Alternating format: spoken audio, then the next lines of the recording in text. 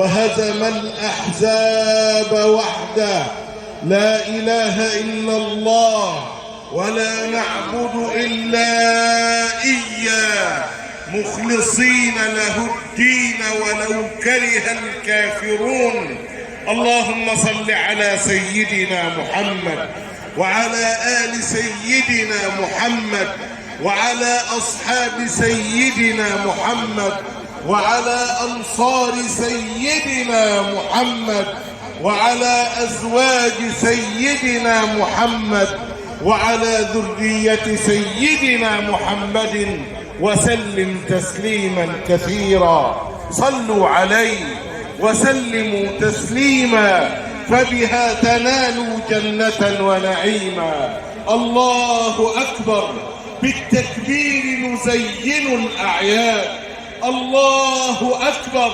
بالتكبير نصنع الأمجاد. الله أكبر. بالتكبير نبدأ الحياة. الله أكبر. بالتكبير تستسجد الجباه. الله أكبر. حياتنا الله أكبر. بدايتها الله أكبر. إذا ولد المولود أذنا في اليمنى الله أكبر، وأقمنا في اليسرى الله أكبر. الله أكبر. حياتنا الله أكبر. عزنا الله أكبر. نصرنا الله أكبر. صلاتنا الله أكبر. صيامنا الله أكبر. زكاتنا الله أكبر. حجنا. إذا أردنا أن نضحي لله قلنا بسم الله. الله أكبر. الله أكبر. كان النصر للإسلام. الله أكبر. كان العز للمسلمين. الله أكبر. كانت بدر. الله أكبر. كانت حطين. الله أكبر. كانت النصر في أكتوبر. الله أكبر. ستكون النصر لأمتنا بجمعها هكذا، باعتصامها بحبل ربها هكذا، باعتقادها أنه لا يكبر على الله أحد، باعتقادها أن الله أكبر. فإذا اعتقدت وصدقت جاءها العز من الله والنصر من الله. وإذا بربنا سبحانه وتعالى يرد إليها قدسها ويرد إليها مكانتها. عيدنا أهل الإسلام أعيادنا ربانية. دخل النبي المدينة فوجدهم يحتفلون بأيامهم، قال أبدلكم الله خيرا منهما يوم الفطر ويوم الأضحى. عباداتنا وأعيادنا تأتي بعد طاعات وعبادات وقربات. فإذا بنا نكون في عيد الفطر بعد الصيام، وإذا بنا نكون في عيد الأضحى بعد الحج في خير يوم طلعت عليه الشمس، يوم النحر ثم يوم القر، أي استقرار الحجاج بمنى. فهذا يوم عظيم عظم الله قدره ورفع الله شأنه. عباداتنا وأعيادنا إنسانية. ففي عيد الفطر نقدم زكاة الفطر حتى نغني الفقراء عن ذل السؤال في يوم العيد. وفي يوم الأضحى نذبح أضاحينا تقربا إلى الله، عملا بسنة أبينا إبراهيم. نقي أنفسنا من كل شر، نضحي ونكون مع أبينا إبراهيم في اختبار الحب يوم أن رزقه الله بالولد على كبر. فلما بلغ الولد وأصبح شابا إذا بالله يختبر النبي الخليل من أفضل من أحب إليك؟ أربك أحب إليك أم ابنك أحب إليك؟ فإذا كان الولد حبيب أم الرب حبيب؟ فإذا به يقول يا بني إني أرى في المنام أني أذبحك فانظر ماذا ترى، وأمرت بذبحك يا ولدي فانظر في الأمر وعقباه. ويجيب الابن بلا فزع افعل ما تؤمر أبتاه. لن نعصي لله أمرا من يعصي يوما مولاه. واستل الوالد سكينا واستسلم ابن لرداه. ألقاه برفق لجبين كي لا تتلاقى عيناه. أرأيتم قلبا أبويا يتقبل أمرا يأباه؟ أرأيتم ابنا يتلقى أمرا بالذبح ويرضاه؟ وتهز الكون ضراعات ودعاء يقبله الله. تتوسل للملأ الأعلى أرض وسماء ومياه، ويجيب الحق برحمته. سبقت في الفضل عطاياه، سبقت في فضل عطاياه، سبقت في الفضل عطاياه. صدقت الرؤيا لا تحزن يا إبراهيم فديناه. وفديناه بذبح عظيم. وإذا بالولد اختبار الحب لأمر الله. الأب نبي والابن نبي، والابن يقول قيدني يا أبتاه حتى لا أفزع فإن الموت شديد، ويا أبتاه اقلبني على وجهي حتى لا تنظر في وجهي فتتأثر. يا أبتاه لم ثيابك حتى لا يصيبك الدم فتفزع أمي. يا أبتاه إذا أنا مت فصبر أمي ولا تدخل عليها الشباب والأطفال فتذكرني فتتألم. وأنت يا أبتاه إذا رأيت من هو مثلي فأدر وجهك حتى لا تحزن علي. يا أبتاه حد شفرتك واذبح مرة واحدة سريعة حتى لا أتأثر أو تصيبك يا أبي رحمة بي فنعصي أمر ربنا عز وجل. فلما نجح في اختبار الحب لمولاهم عز وجل صارت سنة لهذه الأمة أن يضحي كل قادر مستطيع على سنة إبراهيم عليه السلام، فيحمي بهذا الذبح أولاده يقيهم الشرور. والعلماء وابن عباس قالوا لولا أن جبريل نزل بهذا الكبش وأمر الله السكين ألا تذبح فقلبت، وإذا به يقول لي يا أبتاه اطعم بها وهي لا تطعم بأمر الله الذي خلقها. ففعلها بأمره ووقف الفعل بأمره عز وجل. فإذا بنا اليوم كل قادر يضحي لمولاه ويريه أن الطاعة دين وأن الحب يحتاج إلى التقرب لمولانا عز وجل.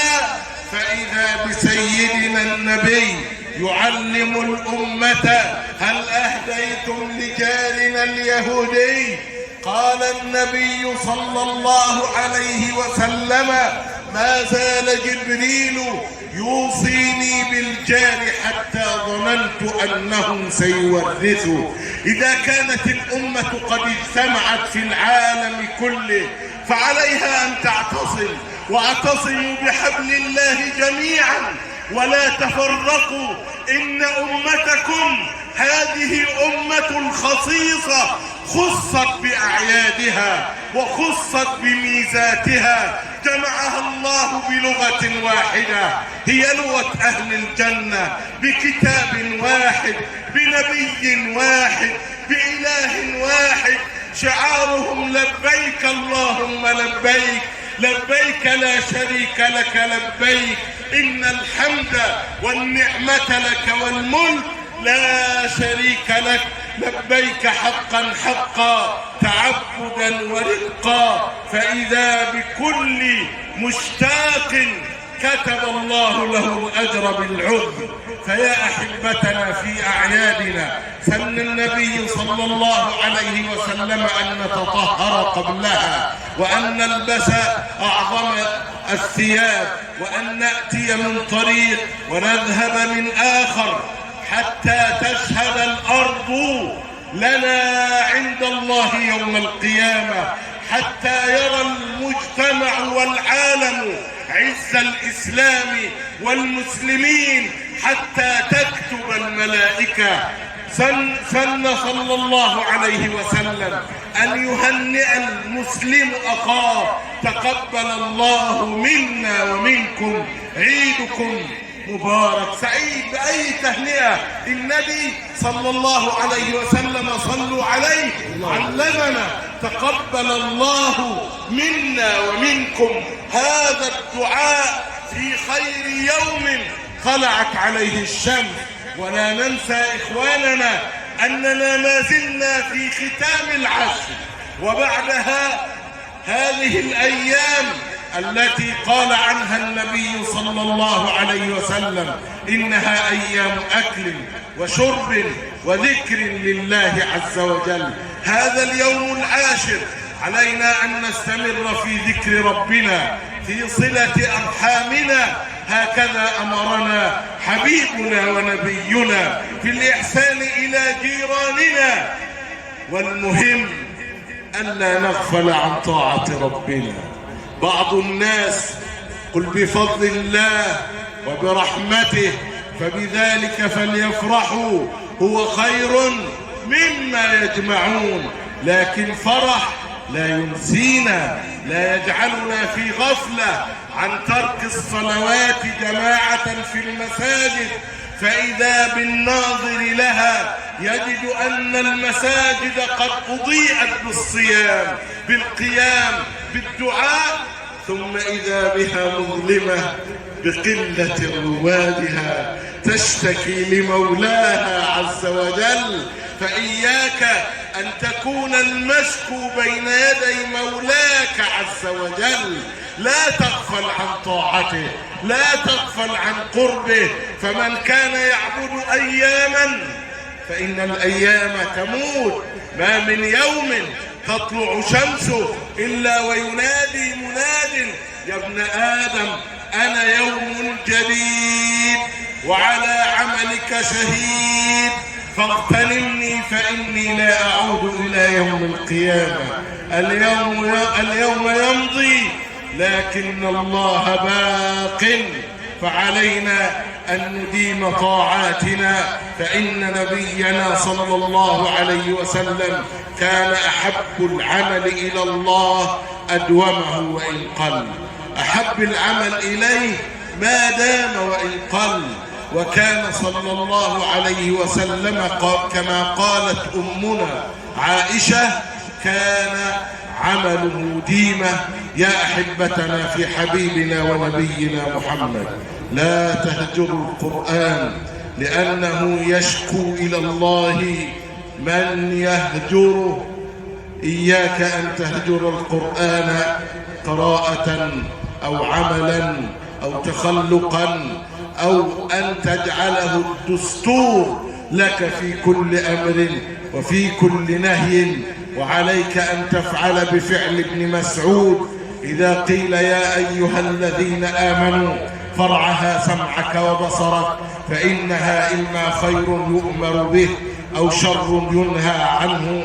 وسعوا على أولادكم، وسعوا على أهليكم. هذه سنة النبي صلى الله عليه وسلم في هذه الأيام.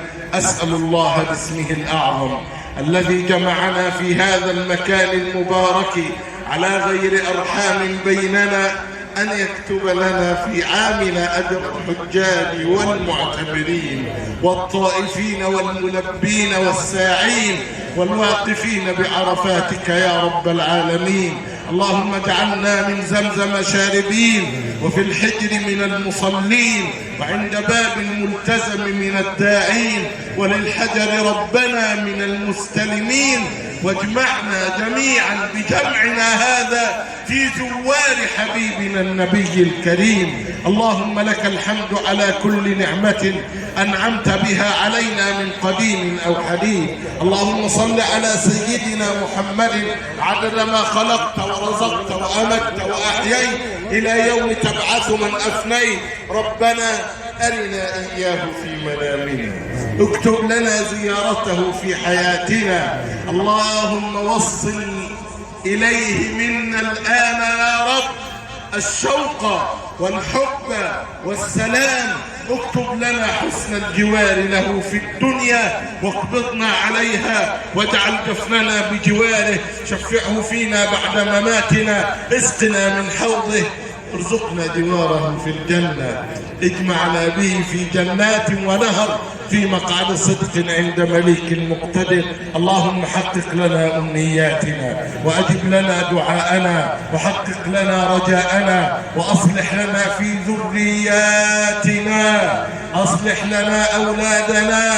اللهم اجعلهم هبة لدينك، اجعلهم هبة لديننا ولأوطاننا.